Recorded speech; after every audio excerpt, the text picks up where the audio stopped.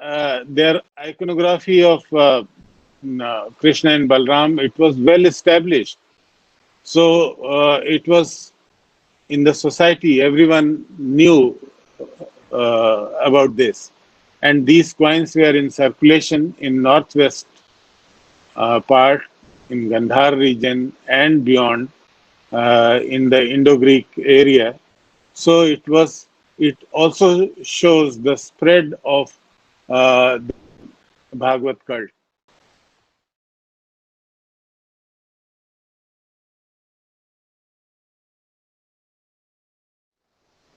आप सबको मेरा अभिवादन।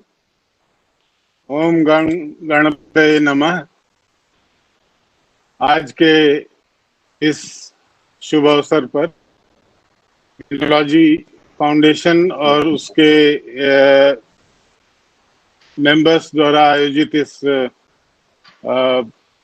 वेबिनार में मैं अपने आप को पाकर बहुत सौभाग्यशाली समझता हूं। Doctor Dilip Mahapatra, mister Gautam Bhattacharya, professor Dinabandhu Pandey, Shri Lalit Mishra और अन्य सभी के प्रति मैं अपना आभार व्यक्त करता हूं, जिनके कारण आज मुझे इस विषय पर बोलने का अवसर मिला। मेरा टॉपिक है Hindu culture beyond Kashmir in Gandhar and bacteria.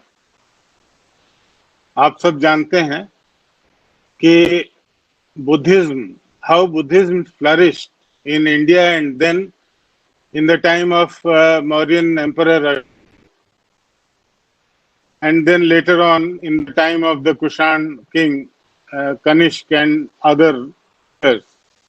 It spread beyond the boundaries of India. The present, I am taking the present day boundary, and that is why I am not mentioning about Kashmir, because Kashmir is a part and parcel of India.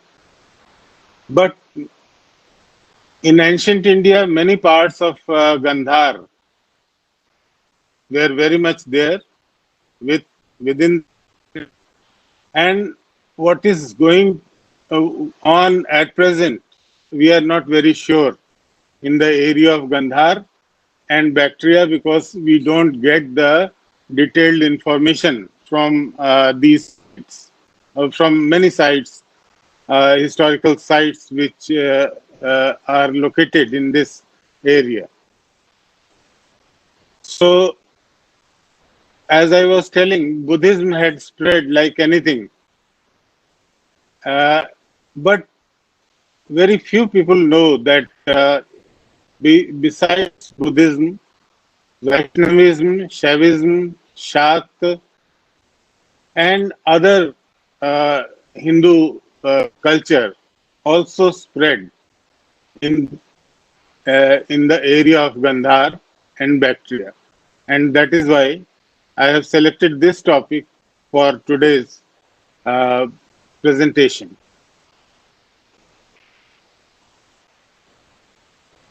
This is a map of India, present-day India, and its ancient boundaries and beyond Indus in the region of Gandhar and further beyond towards river Oxus. It was all unified in the time of Kushans. The entire North India as well as present-day Pakistan and partly Afghanistan and parts of area around towards south of Oxus. However, the boundaries I'll be telling about the Gandhar and Bactria now. The Pali literature often mentions Gandhar with Kashmir or Kashmir, and among 16 great states, Shodash Mahajanpad, Gandhar is mentioned with Kamboj and Madra. Madra or Madrak, Sindhu, Savir, Mahishat seems to have covered the greater Gandhar region beyond its core area, and they are mentioned in Mahabharata also. Gandharan art tradition, influenced by the Hellenistic style, remained confined to the core area of the region, with more closeness with Udyan or Swat. Impact of Gandhar art on Madhya and Kashmir region has been traced in recent excavations, which I carried out in at a site called Ambara in near Akhnur in Jammu, and also at Kanispur or Kanishpur, which is located near Baramulla in Kashmir. Ancient Gandhar is mentioned in the Rigveda in the context of producing quality wool. It is further mentioned in the Atharvaved Sutra literature and many of the Sanskrit and Pali texts of later times. It was one of the 16 great states, as I mentioned. Uh, it is also mentioned in the Anguttar Nikaya, which is a Pali Buddhist work. Tradition records that the name of Gandhar was derived from the name of Druhyu king Gandhar, the son of Angar. The core area of Gandhar seems to be the region with Lamgan and Jalalabad to the west, the hills of Swat and Buner to the north, and Indus to the east, and the hills of Kalabag to the south. Pushkalavati or present day Charsadda near Peshawar, and Takshashila, which is Taxila, were the capitals of Gandhar in its western and eastern parts, respectively. There are a couple of photographs of the Bhir Mound in Pakistan at Taxila. And as I was mentioning, Taxila was probably the largest city in the Gandhar region, and it had been built at three different sites in Taxila in three different times. The earliest site in Taxila is the Bhir Mound. So on the left side, you can see the picture before the just after excavations by Sir John Marshall, and the present day picture. You can see everything is covered. Whatever the structural remains were found, they are covered with thick vegetation. The second city at Taxila was Sirkap, which was founded during the time of the Indo-Greek and Scythian rulers. So these are a couple of pictures of Sirkap. You can see the extensive ruined structures which were excavated at the time of regular excavations at Taxila, at Sirkap. And the present day Sirkap, which is also a World Heritage Site. So in Pakistan, at certain places, some of the sites have been well kept, like Sirkap is well kept, Jolnian is well kept. But some of the sites, as I showed you, the Bhir Mound, that is in ruins and totally covered under thick vegetation.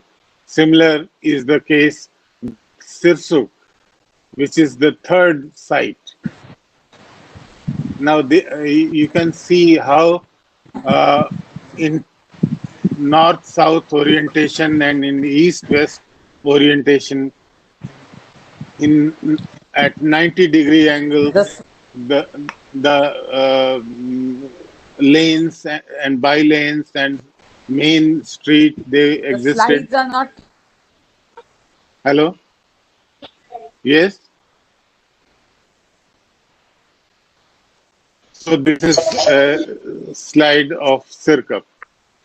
यार clear नहीं दिख रही है sir थोड़ी.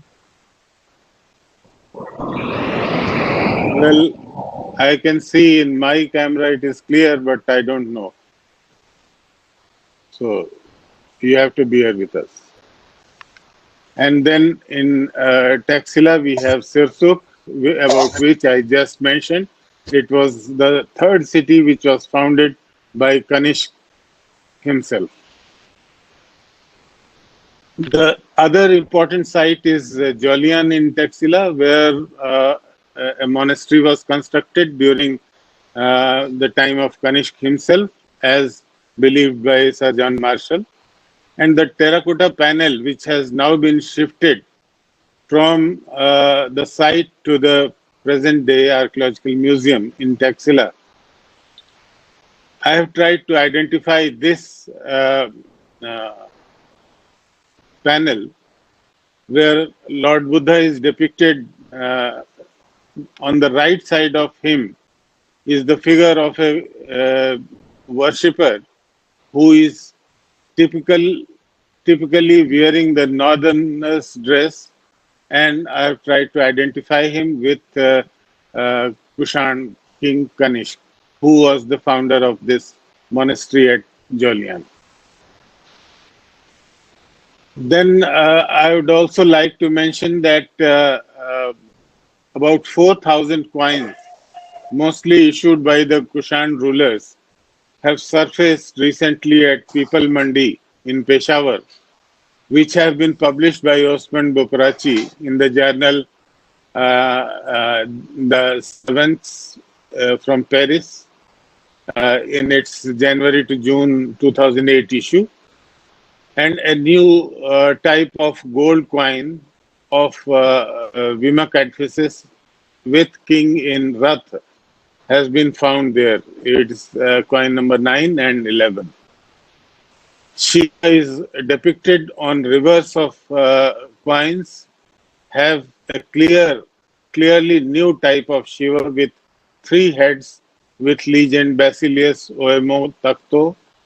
And Oemo Takto seems to be the Vima, not Vima Catphysis, but Vim Taktu, who was one of the ancestors of Kanishk. So Basilius Oemo Taktu Kushano Shao. So once again, coming to the Kushan coins, let me show you some of the coins where the obverse always has the figure of king, either his bust or in full, or riding on elephant, or in some other way. But on the reverse side of the coins are depicted various deities, and here on the left side, here you can see there are depictions of uh, on the reverse of the first coin there are two figures, and it is written Skando Kumaro. That is Skando Kumaro is one, and Basudev, that is Vasudev. And in the second, there are depiction of 3 deities, Skando, Kumaro, Basudev, and sometimes Mahaseno. So all these names are of Kartikeya, who was son of Lord Shiva. And on the other coins, you have coins in gold, as well as in the central coin is in copper. So almost every Kushan ruler had Shiva depicted on his coins. Shiva is depicted along with his Nandi, which you can see on these coins. And on the right top two coins or top one coin, you can see Shiva or Oesho is depicted standing alone. In other coins, he is depicted in front of, standing in front of the Nandi. In recent years, due attention seems to have been given by field archaeologists in Gandhar region in Pakistan in revealing more information from archaeological sites such as Charsadda, Taxila, Sheikhandheri, Hund, Andandheri, Kashmir's Mast, Gor Katri, Manik Rai Dheri, etc. And many archaeological sites have been destroyed by antique hunters through illegal diggings as reflected in articles and research papers. Many of the sites require still better maintenance, as I was mentioning in the case of Bhir Mound and other mounds at Taxila. And recent excavations at Saraikola in Taxila by Abdul Halim and at Charsadda, that is Pushkala, ancient Pushkalavati, which was one of the capitals of Gandhar, the western capital of Gandhar, by excavation by Robin Cunningham, take back the This Robin Cunningham is the present day professor in Durham University. Take back the antiquity of these traditionally known sites to Neolithic phase, that is third millennium BC, and Gandhar grave culture around circa 1300 BC periods, respectively, which is significant in understanding the relation between tradition and archaeology and also establishing how Taxila or Takshashila developed. Now, we know from ancient Sanskrit records that two sons of Bharat were given, Pushkal and Taksh. They were given to rule over Gandhar, and Pushkal had his capital at Pushkalavati, that is present day Charsadda near Kabul River, and the other son Taksh had his capital at Takshila. So this is a view of some of the scholars that these two brothers, they were ruling at that part. There is one important script which we find in Gandhar, particularly in Kohistan region, and it is called Kohi Script. A reference to the strange script was first made by M. Sena and Thomas Holditch in 1910. A few long inscriptions have been found in 1999, which are under study by Professor Naseem Khan of Peshawar University, who calls them inscriptions in Kohi script, as most of them are found in Kohistan Swat region. The preliminary results uh, show that the script has affinity with letters of Brahmi, Kharoshthi, and there are a few signs which also tally with the Harappan signs. Now, I would like to tell you one very important aspect on Kashmir's Mast. And this has also been studied by the same professor, Professor Naseem Khan of Peshawar University. Discoveries at Kashmir's Mast can be considered as landmark in the political, cultural, and religious history of Gandharan archaeology. To me, the word seems to have derived from Kashmir Mutt, which was the earliest known Shaivite monastic establishment in Gandhar. Kashmir's Mast, what is called today Kashmir's Mast, is a great isolated cave some 1,135 meters above the sea level, located 50 kilometers northeast of Mardan in northwest frontier province of Pakistan. The results of recent investigations have been published by Naseem Khan in Treasures from Kashmir's Mast, which has been published from Peshawar in 2006. Now, this Kashmir's Mast, there is one cave on the hill, and on the foothill below the Great Cave, in the open plain, there is an impressive establishment which is locally called Bakhai. More sites and water reservoirs are also located in the area in the valley. An important fact is that Xuanzang in the 7th century, who was traveling through this region and coming towards the mainland of Bharatvarsh, mentioned the settlement of the area which is represented besides the Great Cave by Safari, Khar Darwaza, Bade Uba, Bakhai, Dulais Mast, Pajja, and Gajdara complex. The establishment continued from 4th, 5th century AD onwards. The Great Cave at Kashmir's Mast is mentioned in a copper plate inscription which was found there during the excavations. It is called, as it is mentioned in the copper plate, the cave is called Sita Mahakandara, where lives goddess Lajja Gauri.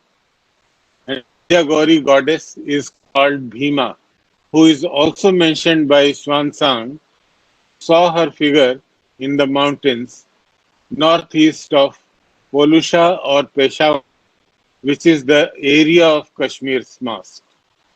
Xuanzang also mentions the temple of Maheshwar or Maheshwar Dev in the area, which can be identified with the house of the Vardhamaneshwar mentioned in the copper plate inscription. Vardhamaneshwar. Now, at least 3 monasteries or mathas, Shaiv mathas, they existed in the area down the hill, which is called Bakhai settlement, where there are 3 or monasteries.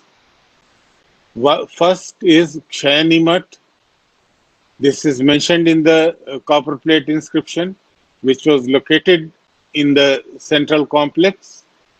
Then the second one is Ahani Math, which is mentioned in a painted water pot inscription, which was located inside the cave. And the third one is Paramath, mentioned in the copper plate inscription, which was located to the north of Kshayani Math.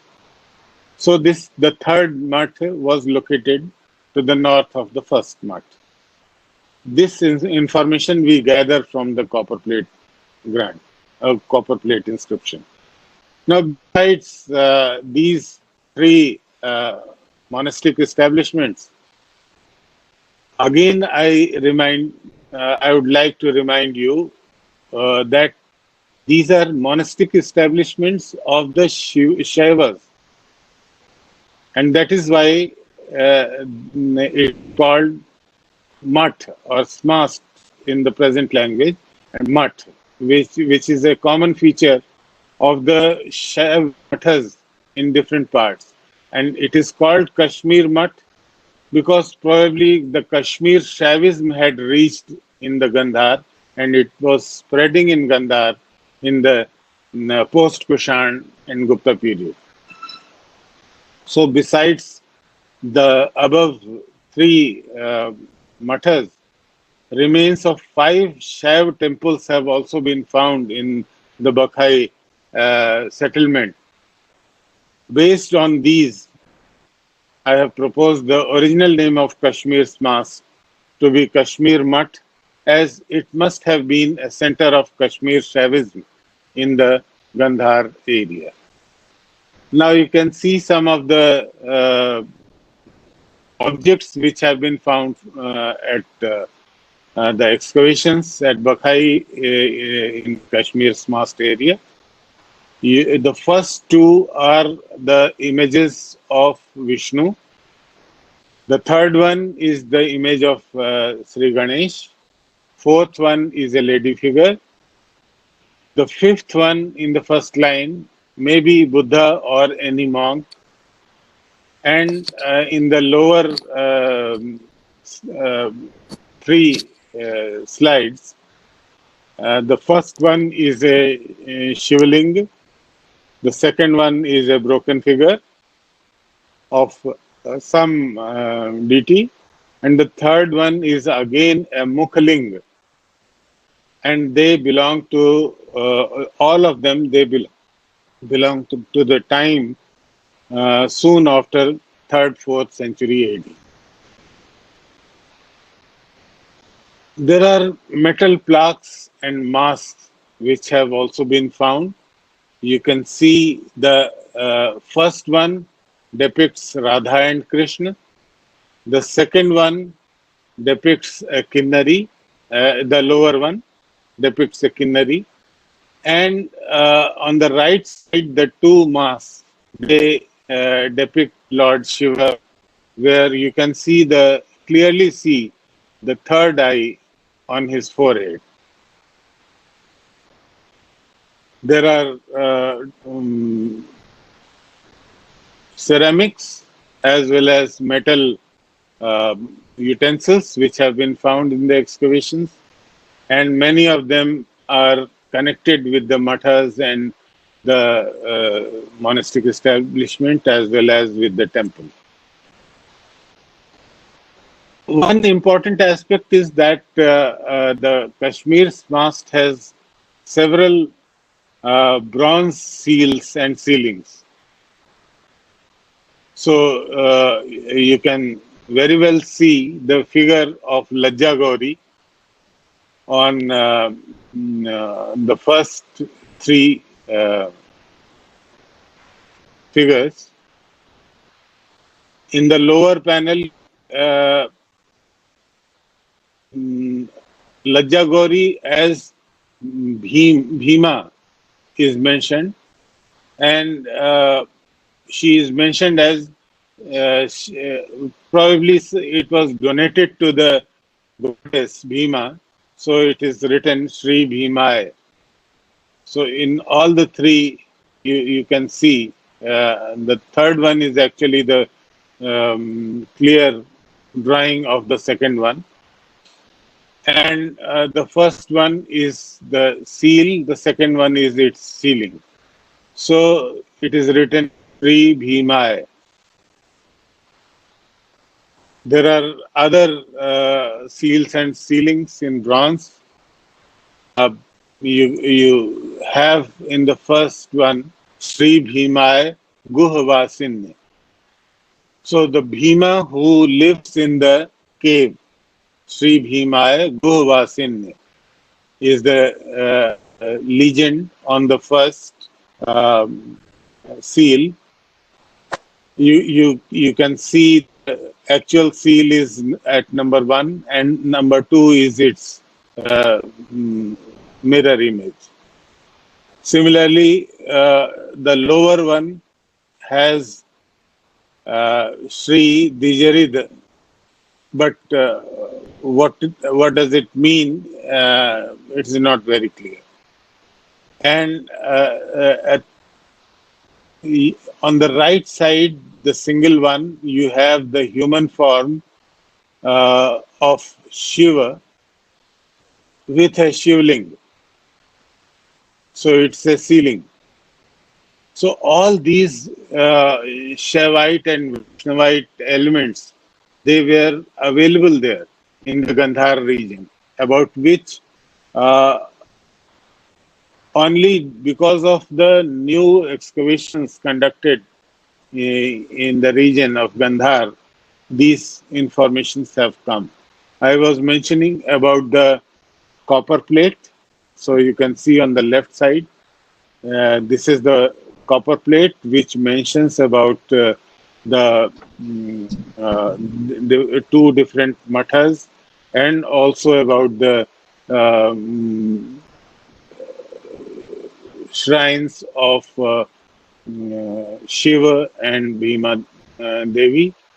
The second one is a Sharda inscription on a schist stone. Similarly, the third one has is again in schist, and it's an inscription which is not very legible, but it is definitely in the Shankh Lipi or conch shell script. Uh, if you just see this seal, you can very well understand the iconography of the well-known uh, Lajjapuri is represented there. The inscription reads Vibhidai, and it's not clear to me, neither to me nor to the excavator, what is the meaning. But in the first one, which is a bronze seal, it is written Sri Bhimaya, which mentions the name of the Lajjagauri, who is depicted as Bhima in the area. There, besides the inscriptions, sealings, and sculptures and other paneled uh, objects, the gold ornaments of very good quality belonging to 5th, 6th century, they have also been found uh, at Kashmir's Mast, which you can see some of the gold ornaments here. But to me, it seems the most important finding of the area. You can see the legend written here from it is the opposite side. So uh, it's the seal, a gold seal. But if you take the impression of it on the right side here, it is clearly written Sri Sitara, and mentioning, and that too in the nail-headed Brahmi script of about 3rd century AD.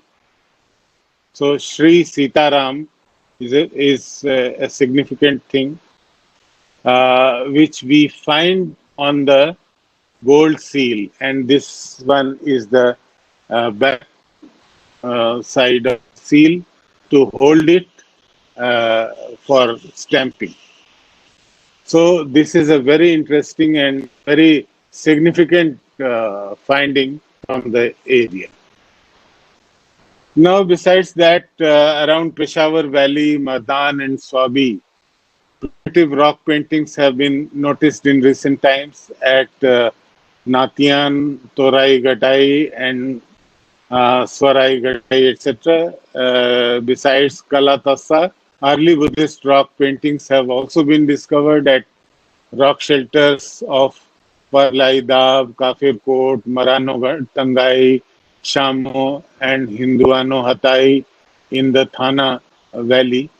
So I'm not going into the details of the Buddhist rock paintings here. And we proceed further. Even the late Buddhist rock paintings are also there, belonging to the 4th, 6th century AD, found at Patwano Gatai and Butkara 1, which have been discovered in recent times. And they are quite, uh, uh, they have quite similarity with the period of Kashmir's Mast.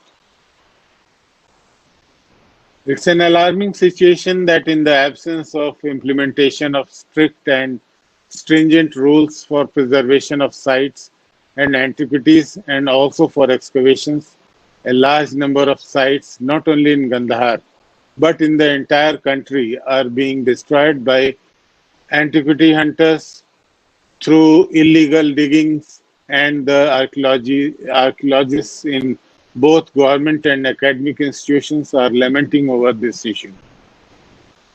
I would like to give an example. A bunch of Kharoshthi inscribed copper plates from Rani Dab at Orkazai agency in East Peshawar was brought for identification in the University of Peshawar by an antique digger who immediately took them back and never returned.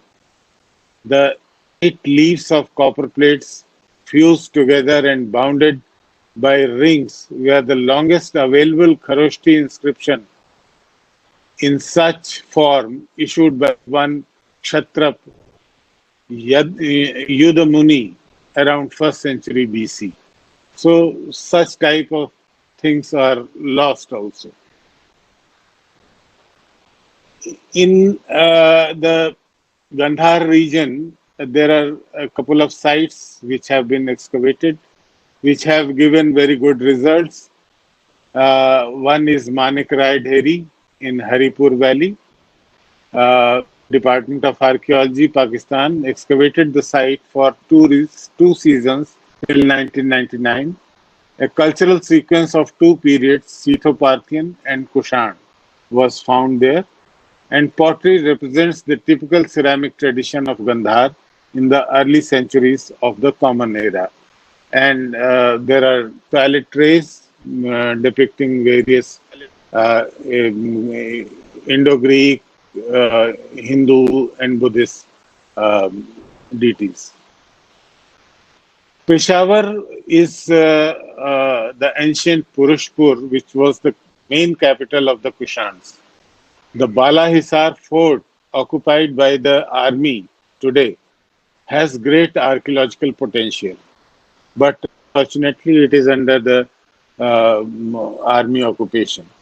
It is regretted to mention that the famous excavated site, Shah Ji Ki Dheri, just outside the Ganj gate of Peshawar city, has been today occupied by modern buildings with no remains of Kushan Buddhist settlement. Kanishka's relic casket is in Peshawar Museum, which was found from Shah Ji Ki Dheri. And now, if you go there, you cannot find the spot of the ancient site. Some new initiatives have been taken at a site in Peshawar, the site known as Gor Katri site in center of the fortified city. It has been identified with the site of stupa of Buddha's alms bowl. And scholars such as Abdur Rahman from Pakistan, they connect it with Gorakhnath, an early medieval Siddha saint. And there is a medieval Shiva temple which exists today at the site. Since 1992, the site is continuously under excavation by the Department of Archaeology of Pakistan. The site has yielded a continued cultural sequence from circa 4th, 3rd century BC till present times. Now, after this, let me once again come back to the coins and seal sealings. The coin,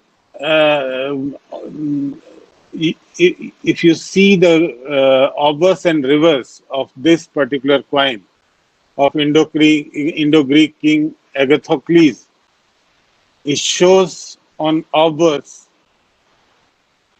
the figure of Balaram. On the reverse, you have the figure of Krishna.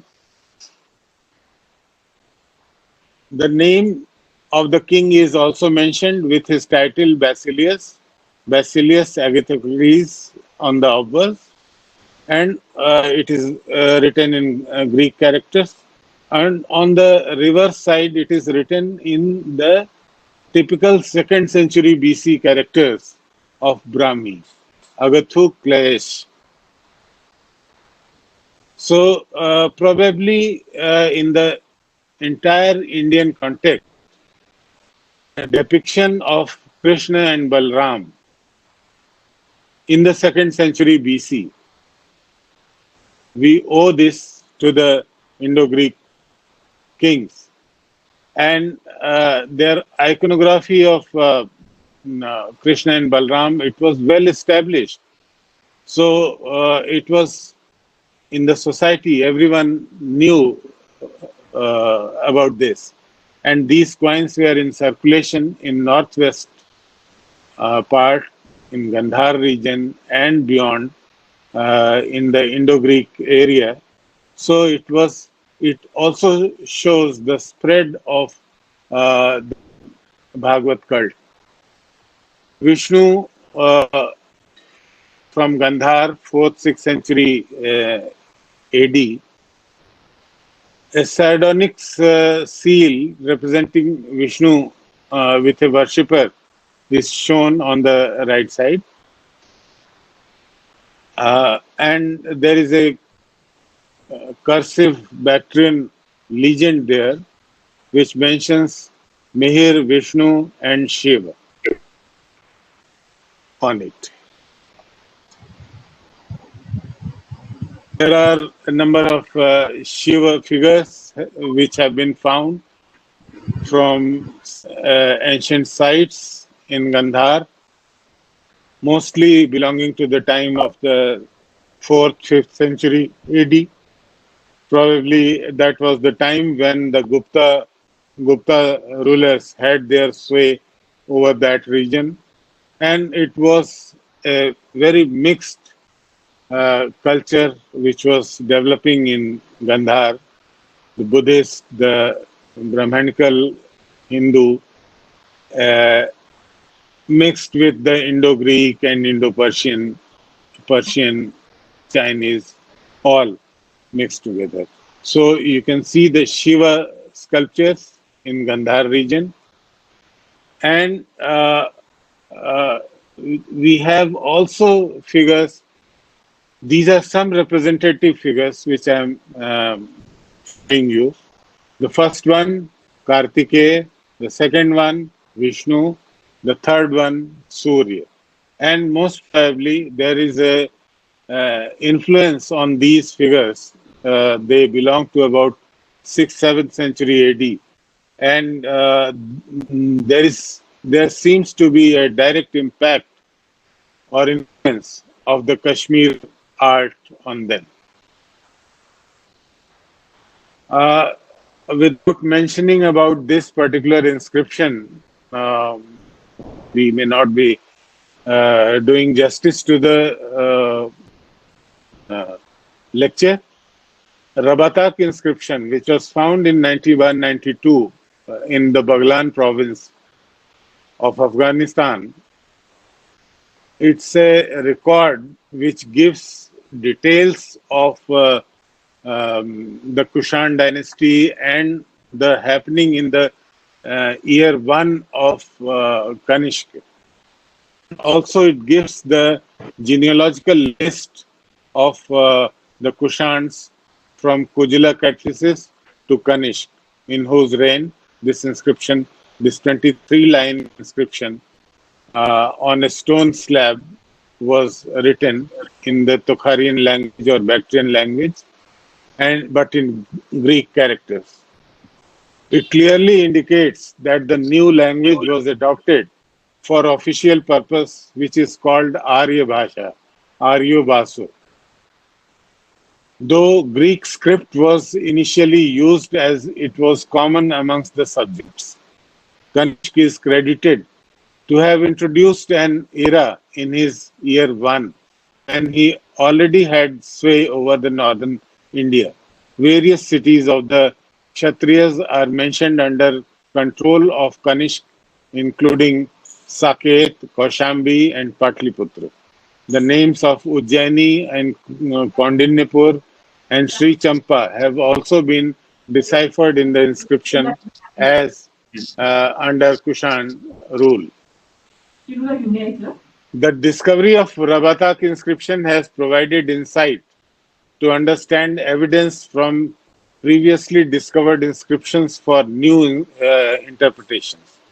The second known Kushan king, Vima Taktu, seems to have been mentioned in the Dasht-i-Nawur inscription in Afghanistan and in the Mat inscription at Mathura. The earlier written in Tokri language and Greek script, and the latter in hybrid Sanskrit and Brahmi characters. The Shtavur inscription mentions Istorgo Oemo Takto, and Mat inscription records Maharajo, Rajatirajo, Devputro, Kushanputro, Shahi, Vem, and then there are letters which are quite damaged, but Ta is very clear. Probably it is Takshumasya. Both seems to mention Vima Taktu and not the third ruler Vima Cadphises. And we know from the genealogical list of the Rabatak inscription that Vima Cadphises was father of Kanishk and Vima Taktu was grandfather of Kanishk. In recent studies, Humbach, Fussman, Sims Williams, Joe Cribb, B.N. Mukherjee, and others have made significant contributions on it.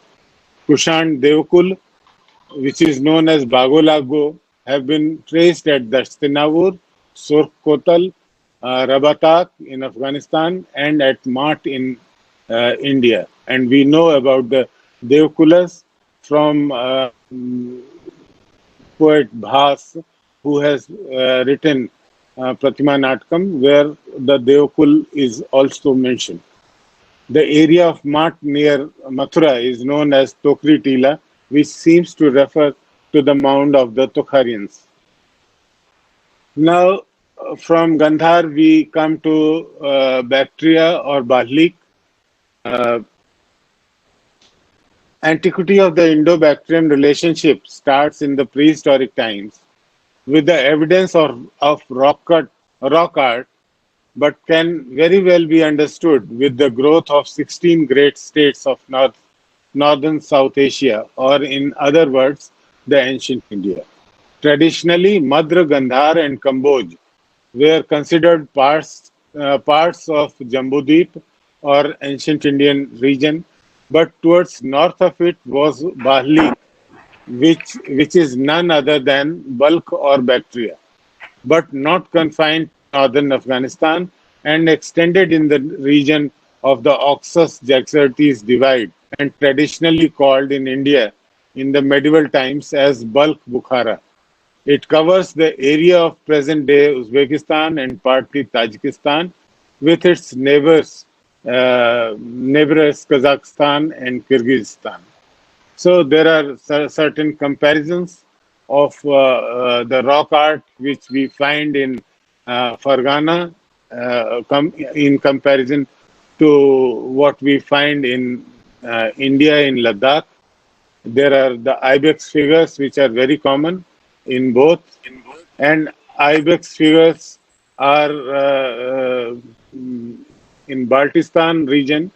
It had been there had been uh, a ritual in which the thanksgiving after childbirth was given at certain places, and ibexes were worshipped. So ibex figures were carved on the rocks, and this process was called in the Balti language as Thuma Saling. The Bactrian region and the areas of Sogd Khwarizm was occupied first by the Tokharians with their center of activity around the city of Termez near Samarkand in Uzbekistan. The core area was Balkh, Kabul, and the region on both the sides of River Oxus. Archaeological excavations have brought to light large sites at ancient Termez, Karatepe, Zartepe, Chengiz Tepe, Kampir Tepe, Khalchian, Dalvarjin Tepe, Afrasiab in Uzbekistan, and Ajina Tepe, Penjikan, and others in Tajikistan. Buddhism flourished in this region from Kushan period onwards for several centuries with direct contact with Indian mainland and with the sites of Chinese Turkestan in Tarim Basin. Now let me tell something about the Rishik Tushar. The Indian Puranic tradition, Matsya, Vayu and Brahmand Puran, they assign 105 or 107 years of rule of 14 Rishik Tushar kings who succeeded the Yavanas. Mahabharata also mentions them. Indian literature always refer Kushans as either uh, Tusharas or Turishkas, as in the Rajtarangini of Kalhan, where three names of kings Hushk, Jushk, and Kanishk are mentioned. The Tokharian, that is Kushan titles of kings such as Bado Shao or Shao Nano Shao continued among the Turks and Mughals in the medieval times as Badshah or Shahanshah. Bado Shao, Badshah, and Shao Nano Shao as Shahanshah.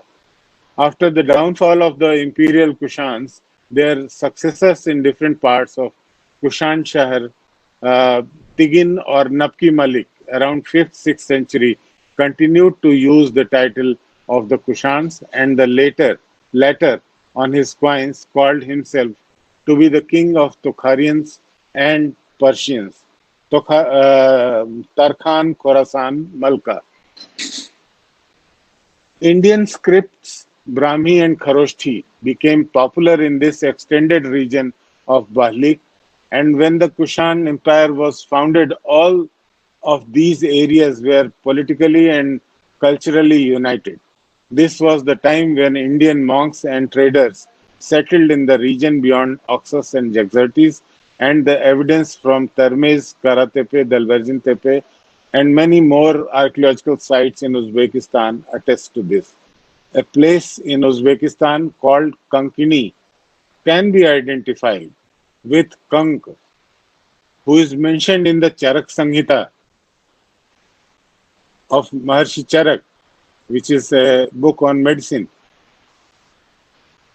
This is the place from where came the Bahlik physician, Kankayan Bahlik Bhishaj.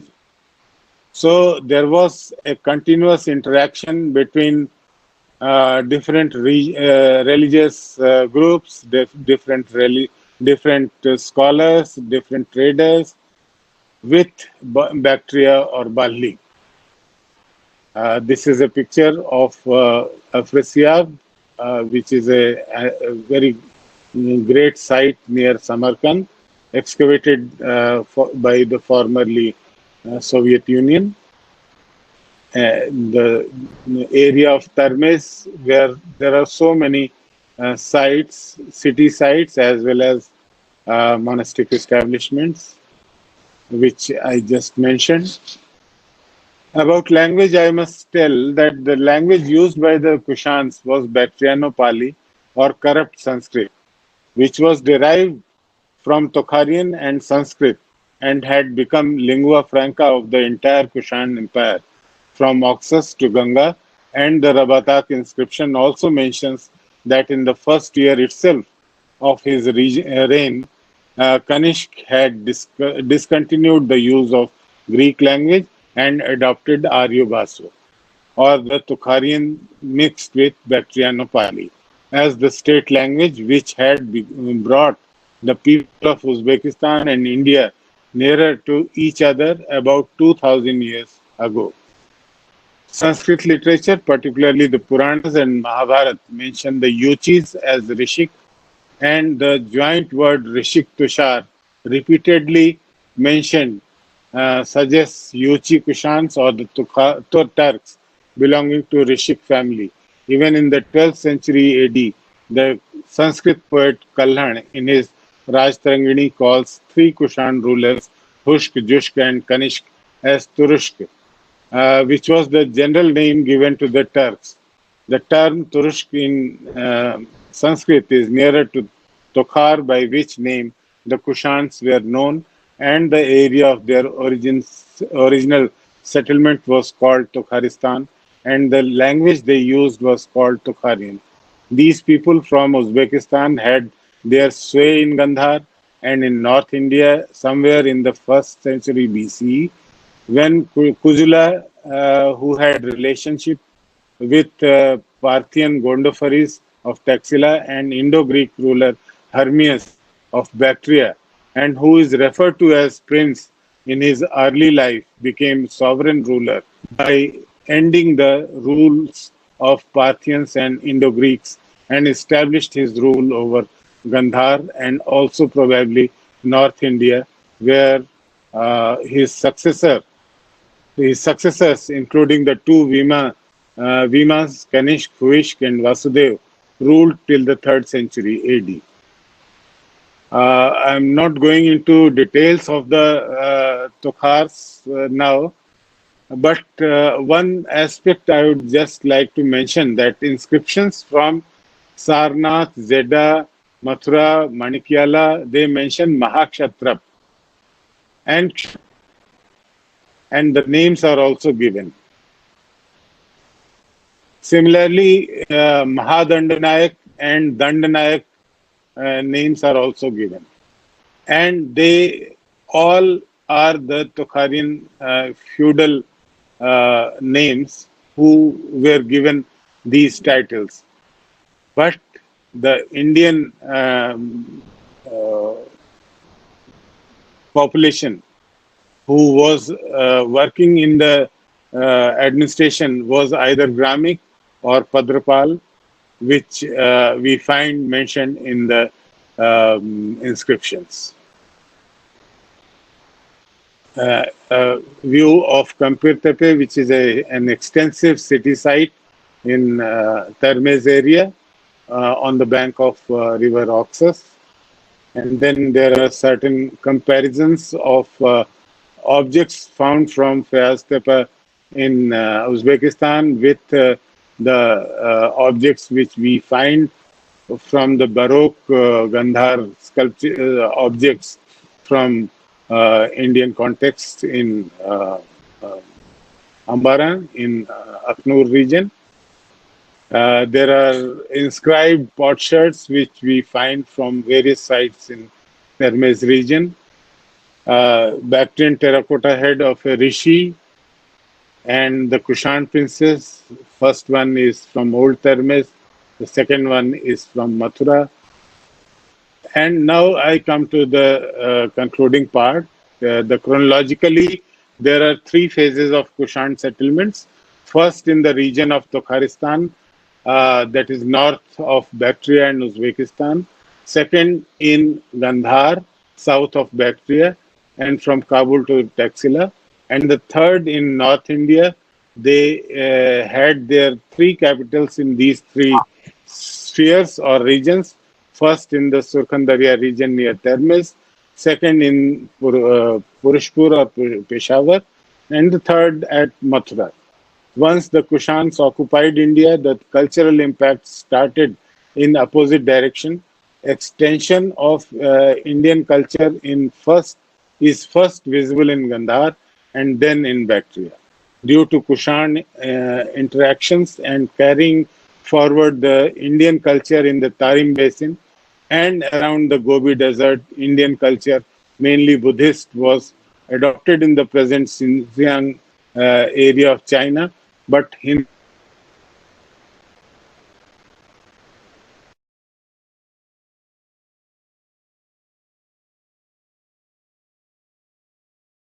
you can find even in Dunhuang case and also the figures of Hindu depicted in Dunhuang, Ganesh, Shiva, and other Hindu deities are depicted there in Dunhuang. Similarly, Shiva is depicted in Kwanzao on stone, and Narsimha is also depicted over there. Thank you very much.